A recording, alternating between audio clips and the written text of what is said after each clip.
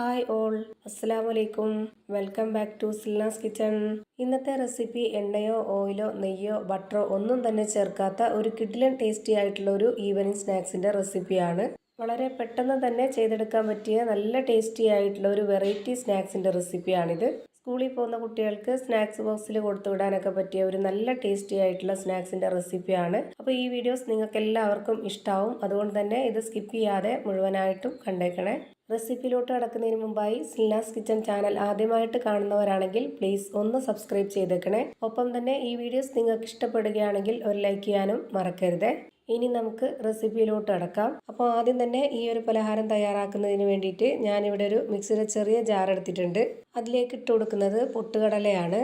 ഞാനിപ്പോൾ ഈ ഒരു പൊട്ടുകടല 250 ml കപ്പിൻ്റെ അളവിൽ ഒരു 1/4 കപ്പാണ് എടുത്തിട്ടുള്ളത്.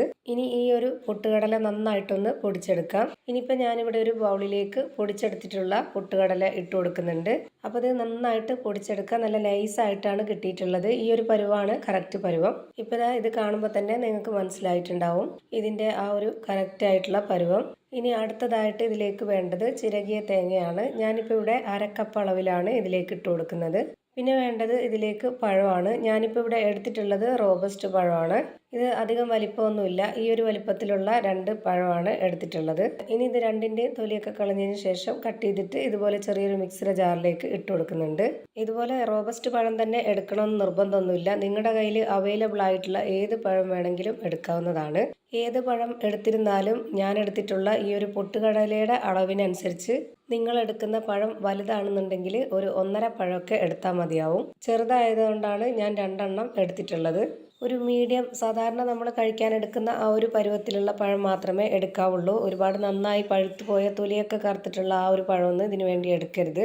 അങ്ങനെ എടുത്താൽ ഇതിൻ്റെ പരുവമൊക്കെ തെറ്റിപ്പോവും. ഇനി ഇതിൻ്റെ കൂടെ ഒരു നല്ല മണത്തിന് വേണ്ടി 2 ഏലക്ക ഇട്ട് കൊടുക്കുന്നുണ്ട്. ഇനി ഇത് അരച്ചെടുക്കാനായിട്ട് ഇതിലേക്ക് ഒരു 1/2 കപ്പ് വെള്ളവും കൂടെ ഒഴിച്ചു കൊടുത്തതിന് ശേഷം ഇത് നന്നായിട്ടൊന്ന് അരച്ചെടുക്കാം. ഇനിയിപ്പോൾ അരച്ചെടുത്തിട്ടുള്ള ഈ ഒരു മിക്സ് ഇതിലേക്ക് ഒഴിച്ചു കൊടുക്കാം. ഇത് മുഴുവനായും ഞാനിപ്പോൾ ഇതിലേക്ക് ഒഴിച്ചു കൊടുത്തിട്ടുണ്ട്. ഇനിയിപ്പോൾ ഇതൊരു മധുരമുള്ള പലഹാരം ആയതുകൊണ്ട് ഇതിലേക്ക് മധുരത്തിന് വേണ്ടി ഇതുപോലെ വലിയ 3 സ്പൂൺ അളവിൽ 3 സ്പൂൺ പഞ്ചസാരയാണ് ചേർത്ത് കൊടുക്കുന്നത്.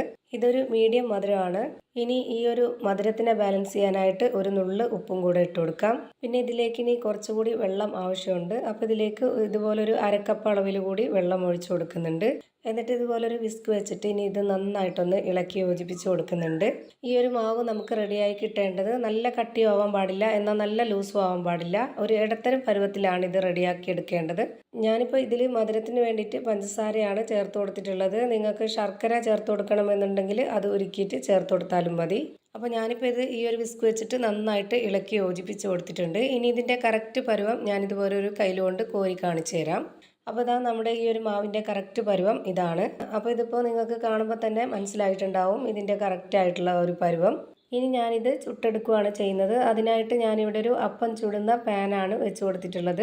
ഞാനിപ്പോൾ ഇതിലേക്ക് എണ്ണയോ ഓയിലോ നെയ്യോ ഒന്നും തന്നെ സ്പ്രെഡ് ചെയ്ത് കൊടുക്കാതെ ഇതുപോലെ ഒരു കയ്യിൽ മാവ് ഒഴിച്ചു കൊടുത്തിട്ടുണ്ട്. വളരെ ചെറിയൊരു കയ്യിൽ മാവാണ് ഒഴിച്ചു കൊടുത്തിട്ടുള്ളത്. ഇനി ഇത് പരത്തൊന്നും വേണ്ട. ഇതുപോലെ ഈ ഒരു ഒഴിച്ചെടുത്ത പോലെ തന്നെ നമുക്കിത് ചുട്ടെടുക്കാവുന്നതാണ്. ഇനിയിപ്പോൾ ഇതിലേക്ക് നെയ്യോ ബട്ടറോ അല്ലെങ്കിൽ ഓയിലോ എണ്ണയൊക്കെ ഒന്ന് സ്പ്രെഡ് ചെയ്ത് കൊടുക്കണം എന്നുള്ളവർക്ക് ചെയ്ത് കൊടുക്കാം. ഇത് നമുക്ക് എങ്ങനെ ഉണ്ടാക്കിയെടുത്താലും നല്ല ടേസ്റ്റാണ്. പ്രത്യേകിച്ച് കുട്ടികൾക്കൊക്കെ ഇതിൻ്റെ ടേസ്റ്റ് നന്നായിട്ട് ഇഷ്ടാവും. അത്രയും നല്ല ടേസ്റ്റി ആയിട്ടുള്ള ഒരു പലഹാരമാണ്. ഇപ്പം ഞാനിതാ തിരിച്ചു മറിച്ചൊക്കെ ഇട്ട് കൊടുത്തിട്ട് നന്നായിട്ട് വേവിച്ചെടുത്തിട്ടുണ്ട്. ഇനി നമുക്കിത് പാനിൽ നിന്ന് മാറ്റാവുന്നതാണ്. അതുപോലെ തന്നെ ഇത് വേവിച്ചെടുക്കുമ്പോൾ ശ്രദ്ധിക്കേണ്ട കാര്യം ഒരുപാട് തീ കൂട്ടി വെക്കരുത്. ആദ്യം തന്നെ നമ്മൾ ഈ ഒരു പാനിലേക്ക് ഫ്ലെയിം ഓണാക്കിയതിന് ശേഷം ഈ ഒരു പാൻ നന്നായിട്ട് ചൂടായിട്ട് വരുമ്പോൾ അത് നല്ല ലോ ഫ്ലെയിമിൽ ഇട്ട് കൊടുത്തതിന് ശേഷം മാത്രമേ ഇതിലേക്ക് മാവ് ഒഴിച്ചു കൊടുക്കാവുള്ളൂ. ഒഴിച്ചു കൊടുത്തതിന് ശേഷവും ആ ഒരു ലോ ഫ്ലെയിമിൽ തന്നെ വെച്ചിരുന്നിട്ട് ഇത് വേവിച്ചെടുക്കാൻ പാടുള്ളൂ. അല്ലാന്നുണ്ടെങ്കിൽ തീ കൂട്ടി വെച്ചാൽ ഇത് പെട്ടെന്ന് തന്നെ കരിഞ്ഞു പോകുന്നുണ്ട്. നമ്മളിത് എത്ര എണ്ണമാണോ ചുട്ടെടുക്കുന്നത് അത്രയും നമ്മൾ ലോ ഫ്ലെയിമിൽ ഇട്ട് വെച്ചിട്ട് തന്നെ ചുട്ടെടുക്കണം. അപ്പോൾ ഞാനിതാ എല്ലാ മാവിലും ചുട്ടെടുത്തിട്ടുണ്ട്. ഇപ്പോൾ ഇതാ നമ്മുടെ കിഡിലും ടേസ്റ്റി ആയിട്ടുള്ള ഒരു പലഹാരം റെഡി ആയി കഴിഞ്ഞു. നല്ല സോഫ്റ്റും സ്മൂത്തും ആയിട്ടുള്ള ഒരു അടിപൊളി പലഹാരമാണ്. തീർച്ചയായിട്ടും എല്ലാവർക്കും ഇത് ഇഷ്ടമാവും. അപ്പോൾ ഇത്രയേ ഉള്ളൂ ഇന്നത്തെ വീഡിയോ ഇഷ്ടമായാൽ ലൈക്ക് ചെയ്യാനും കമൻറ്റ് ചെയ്യാനും ഷെയർ ചെയ്യാനും മറക്കരുത്. അതുപോലെ തന്നെ ഞാനിടുന്ന പുതിയ വീഡിയോസ് നോട്ടിഫിക്കേഷനായിട്ട് കിട്ടുന്നതിന് വേണ്ടി സബ്സ്ക്രൈബ് ചെയ്ത് ബെല്ലൈക്കൺ അമർത്തി അതിൽ ഓൾ എന്ന ഓപ്ഷൻ എനേബിൾ ചെയ്ത് കൊടുക്കാനും മറക്കരുത്. പുതിയൊരു വീഡിയോയുമായി വീണ്ടും വരും. Thank you for watching.